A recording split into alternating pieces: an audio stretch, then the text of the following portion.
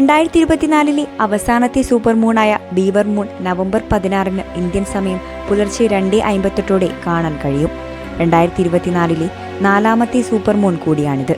ഇതിനു മുൻപ് August, September, October മാസങ്ങളിൽ സൂപ്പർ മൂൺ പ്രതിഭാസം ഉണ്ടായിരുന്നു.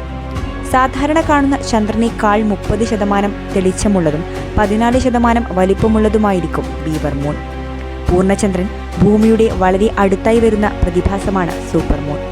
ഓരോ മാസവും ഭൂമിയും ചന്ദ്രനും തമ്മിലുള്ള ദൂരം 3,50,000 കിലോമീറ്റർ മുതൽ 4,10,000 കിലോമീറ്റർ വരെയായി വ്യത്യാസപ്പെടുന്നു. വേലിയേറ്റം, കടൽക്ഷോഭം, ഭൂകമ്പം എന്നീ പ്രതിഭാസങ്ങളും ഈ സമയത്ത് ഉണ്ടാകാറുണ്ടെന്ന് ശാസ്ത്രലോകം പറയുന്നു. വടക്കേ അമേരിക്കയിലെ ശൈത്യകാലത്തിന്റെ തുടക്കത്തെയാണ് ബീവർ മൂൺ സൂചിപ്പിക്കുന്നത്. ഫ്രോസ്റ്റ് മൂൺ, സ്നോ മൂൺ എന്നീ പേരുകളിലും ബീവർ മൂൺ അറിയപ്പെടുന്നു. സൂപ്പർ മൂണിനൊപ്പം 7 സിസ്റ്റേഴ്സ് എന്നറിയപ്പെടുന്ന നക്ഷത്രങ്ങളെയും കാണാൻ സാധിച്ചേക്കും.